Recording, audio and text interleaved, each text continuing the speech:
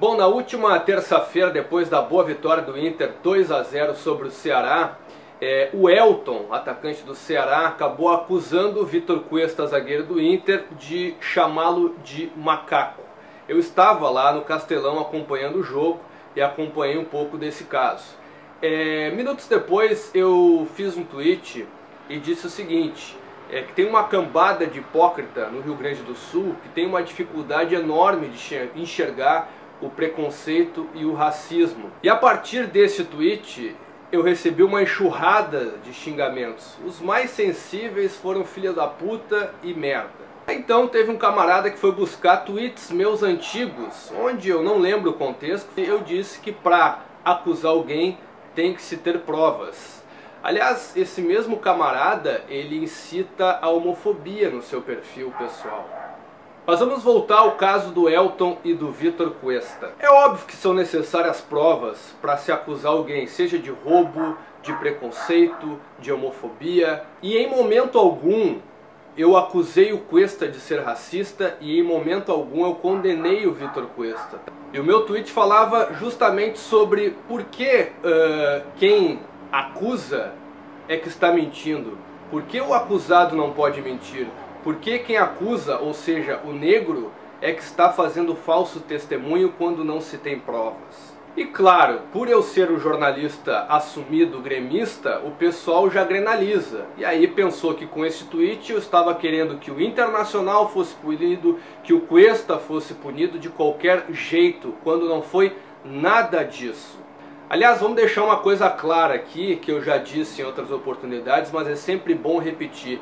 Eu não assumi o time para ser jornalista babaca, para ficar xingando o torcedor adversário, ou para ficar faltando com respeito à instituição, ou para ficar discutindo coisas que, se o teu time tem mundial, se o meu não tem, se o teu estádio tem lona, se o meu é alugado. Eu não assumi time para fazer esse papelão. Mas vamos voltar ao tema Elton e Cuesta, e também ao racismo e preconceito. Eu separei alguns exemplos de fatos que ocorreram no Rio Grande do Sul e também no Brasil. O folclore. Tem algo que me deixa ainda chateado com a minha torcida, que é o cântico da macacada e do macaco.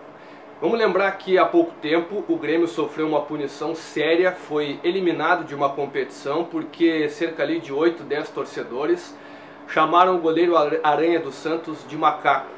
Eu até achei a punição ao clube injusta, a eliminação. Aos torcedores que chamaram o Aranha de macaco, eu achei branda a pena. Para mim, eles não tinham mais que pisar num estádio de futebol. A torcida, ao invés de eliminar o macaco, a macacada, continua cantando. Em qualquer parte do mundo e do planeta, o termo macaco, quando a gente se refere a uma pessoa, ele é sim um termo pejorativo, se refere à cor, à pessoa ser negra. E aqui ficou no folclore. Sobre o folclore, diz a história, ou parte da história, porque a história também é contraditória a isso, que na década de 40 os torcedores do Internacional no estádio dos Eucaliptos, quando não tinha mais lugar no estádio, ficavam pendurados em árvores. E daí ficou o apelido de macaco. Mas aí eu pergunto, se esses torcedores fossem brancos e ricos, será que eles seriam chamados de macacos? Em 2005, pela Libertadores da América, o São Paulo recebeu o Quilmes no estádio do Morumbi. O Grafite, atacante então do São Paulo, acabou sendo expulso e na saída de campo ele acusou o De Sábato de tê-lo chamado de negrito, porque os argentinos não usam o termo macaco, eles falam negrito, macaquito ou mono. Desde o começo do jogo xingando, vieram me xingar ali, eu só me protegi, levantei a mão. Felizmente fui expulso para o time. Alguma coisa de cunho racista? Não vou nem comentar para não dar ênfase. Um delegado de polícia ao final do jogo deu voz de prisão ao De Sábato. Está comigo, vai até a delegacia. Que motivo? Por motivo de racismo. Racismo? Racismo. Não. Naquela oportunidade não ficou provado, não se tinha provas de que houve a injúria racial. Se tinha uma leitura labial imprecisa e também depoimento de colegas do Grafite que ouviram o De Sábato xingar ou chamar o Grafite de negrito. Ele estava chamando ele de macaco, de negrito. Outro caso semelhante. 2009, Libertadores da América. O Grêmio enfrenta o Cruzeiro no Mineirão. Em determinado momento do jogo, Maxi Lopes aparece ali discutindo com os jogadores do Cruzeiro. Ao ser substituído, o jogador Eli Carlos faz a seguinte declaração. Eli, o que aconteceu na verdade?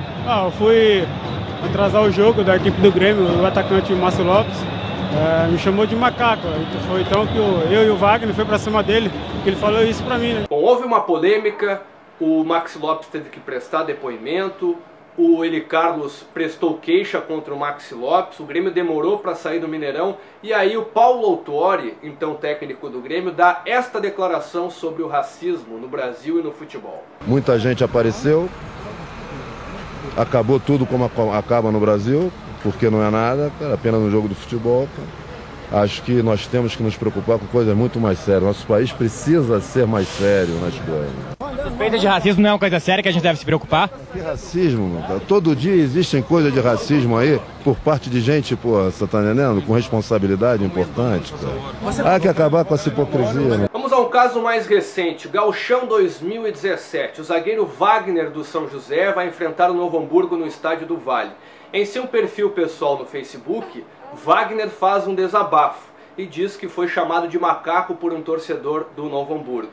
Esse torcedor, não sei se foi identificado, mas o caso foi parar no Tribunal de Justiça Desportiva da Federação Gaúcha de Futebol. E o que aconteceu? O Novo Hamburgo foi absolvido.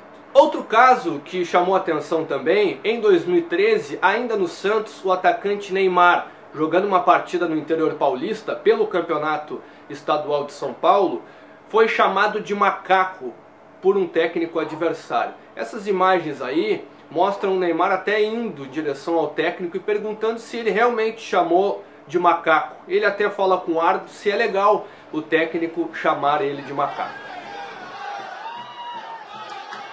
E antes da gente voltar no caso Elton e Vitor Cuesta, eu vou contar uma historinha rápida para vocês. Eu tinha 12, 13 anos, estudava em Santa Maria, e no colégio várias vezes eu fui chamado de macaco. Na época eu não gostei muito, fiquei um pouco chateado, mas não levei adiante, até porque na minha geração, nessa época, na década de 90 até a década de 80, era muito comum nos churrascos, os pais dos amigos e os amigos contarem piadas sobre negros. Por exemplo, negro de luvas não pode ser goleiro, é eletricista. Ou negro quando vai numa ferragem compra fita isolante para botar no machucado. Essas piadas que a minha geração conviveu bastante na década de 90 eram comuns. Hoje eu já agiria diferente. Talvez aqueles mesmos colegas que tenham me chamado de macaco também agiriam diferente se fosse hoje este fato.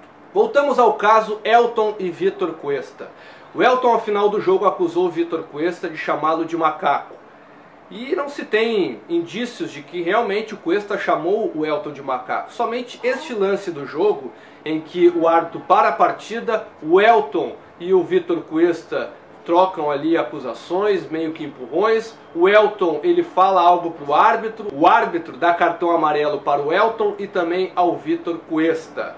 O Cuesta se manifestou um dia depois do jogo, a súmula do árbitro não colocou nada sobre o fato e ainda o Magno Alves, colega do Elton, diz que não ouviu nada. Não disse que o Elton está mentindo, mas disse que não sabe e não tem por que ele inventar. Ele acabou não ouvindo. Então eu não estou acusando o Cuesta e não acusei o Cuesta. Eu só quero que a gente pense um pouquinho fora da caixa na questão preconceito e racismo.